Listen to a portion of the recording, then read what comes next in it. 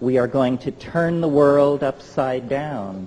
Your science is going to be shown up for what it is, nothing more than a pleasant metaphor usefully extrapolated into the production of toys for healthy children. That's what science is good for. It is not some meta-theory at whose feet every point of view from astrology to acupressure to channeling need be laid to have the hand of science announce thumbs up or thumbs down.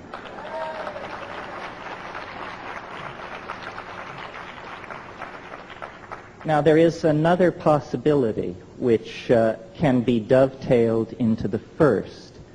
It is that it is not so much the oversoul or the superego of the human species which is responsible for stopping scientific masculine paternalism in its tracks, but rather that, unbeknownst to self-absorbed and myopic human beings, we have always shared, or at least for a very long period of time, have shared this planet with another intelligent species, another entity, which may have been perfectly content to allow us to abide in our ignorance of its presence until the point where it came to its awareness that our style was toxifying, ruining, raping, and perverting the planet.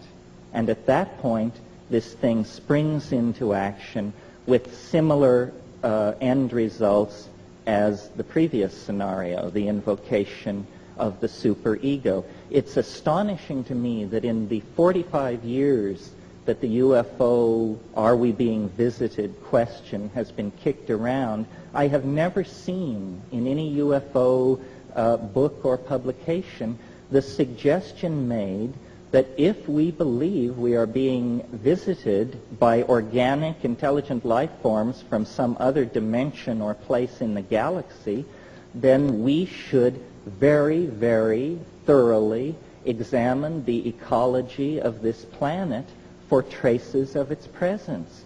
What assurance do we have that the several million life forms that we know to exist on this planet all evolved here? Do we have any assurance? There are ways to gain that assurance by doing comparative DNA sequencing and this sort of thing. Some of you may know my own position, or one of my positions, which is that plants and fungi containing psychoactive compounds are extremely viable candidates for extraterrestrial intruders into the environment of this planet. And this is not to put down Whitley's story, which is a very interesting story, but had he prefaced his story with the comment that before it all happened he took 5 grams of mushrooms, I doubt he could have sold it to his mother. Because in the world where mushrooms and other psychedelic plants are imbibed, such stories are commonplace. It's no big deal. So I'm always amused by UFO investigators and compilers of data who will tell you, well, the first thing we did is we got rid of all the stories told by anybody who was intoxicated on anything. It seems to me that move has probably absolutely precluded any possibility of understanding what is going on.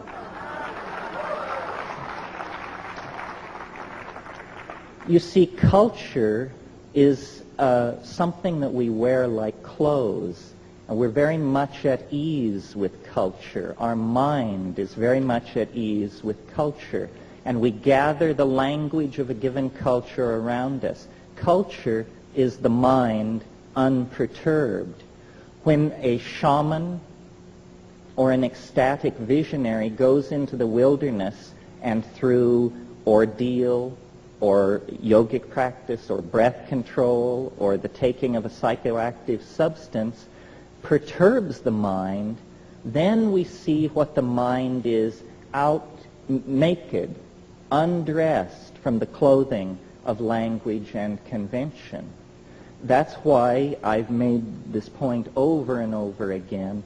There will not be a serious discussion of the origin of UFOs, or for that matter, of the nature of consciousness itself, until we leave the utterly culture-bound, provincial, and hick-like attitude that science has foisted on us about perturbing the mind. Without the use of psychedelic substances, I think solving the UFO dilemma is going to be as thankless a task as attempting to understand the nature of the universe without availing yourself of the use of a telescope. It is simply tying our hands behind our backs. Now, there is a third possibility, which is the one that is the more commonly entertained notion, which is simply that we are being observed by intelligent life forms that evolved somewhere else in the galaxy. They have quarantined our planet to keep us from being agitated by their presence, and they will eventually reveal themselves. I find this an extremely odious notion, especially the part about how much chaos there will be if the truth is ever revealed. This is nothing more than the reassertion of masculine paternalism, its right to keep secrets from the rest of us, its belief that there is a privileged all-male class of people who can be let in on what's really going on, and the rest of us, poor dears, have to be shielded from these tremendously shocking facts. I discussed this once with an entity, and it said to me, well, you know, we've disguised ourselves as an extraterrestrial invasion so as to not alarm people with what's really going on. We're getting close to the end, folks. There is a fourth possibility, which I mention only in the interests of thoroughness, which is that these entities and their vehicles are not spacecraft at all, but are in some sense time craft, and that we may be the tremendous sense of empathy with these quite physically unusual beings may arise out of the fact that we're looking into the faces of our great-great-great-grandchildren, who may be emanating back through time, carrying the message, a message about some sort of future event or situation that lies many centuries downstream from us, but that is of such import that from that point, agents are moving backward and possibly forward through time, spreading the news of some kind of mode shift. This doesn't seem to me to be impossible.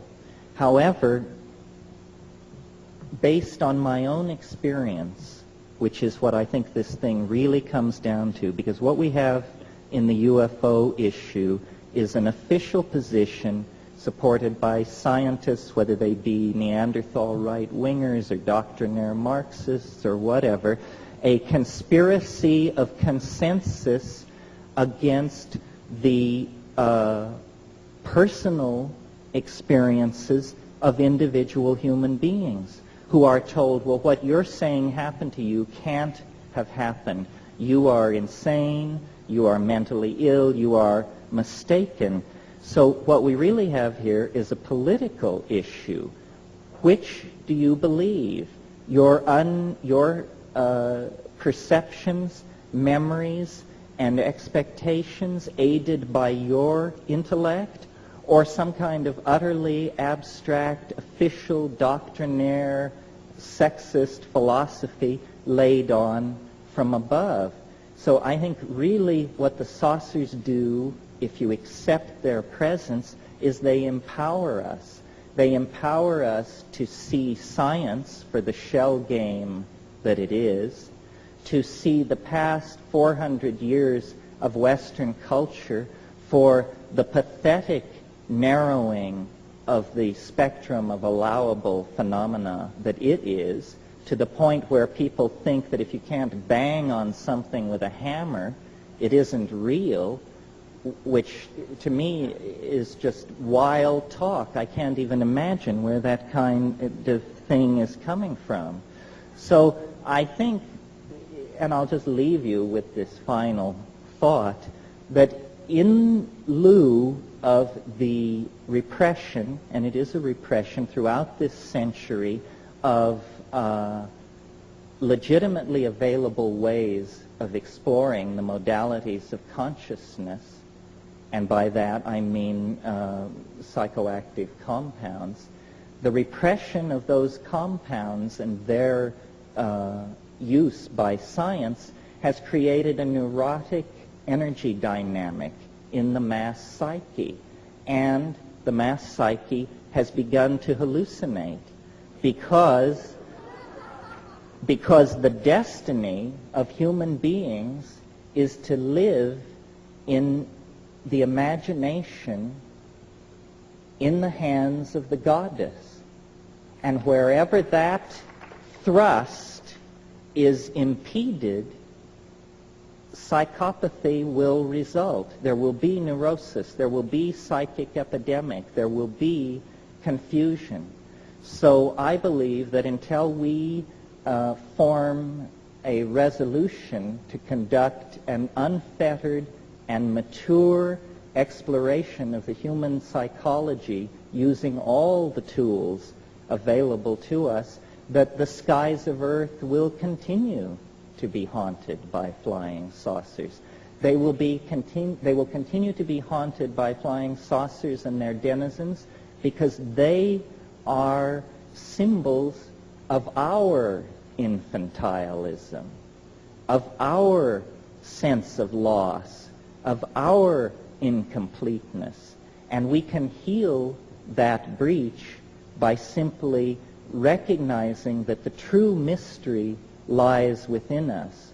The true mystery is in the mind, and its historical promise is the transformation of our society through the abandonment of reason as it has been narrowly defined by this extremely solar, masculine, paternalistic, materialistic legacy that we are the victims of. Well, I could talk for a long time, but I think that's it in a nutshell. Thank you. Thank you.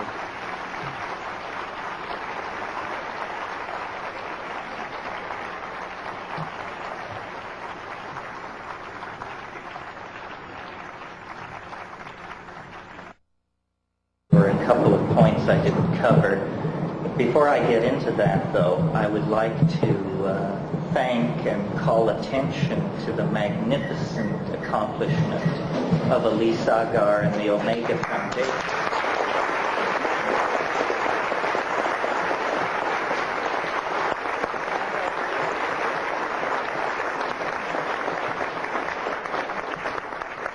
Elise and her people have done a tremendous job, and this is definitely the most glittering New Age event that I have ever had the privilege of attending.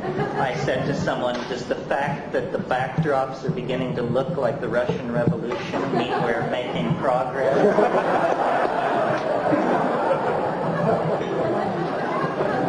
Can you all hear me? Put it up a little bit. Set it up. Can't do that. How's that? Okay.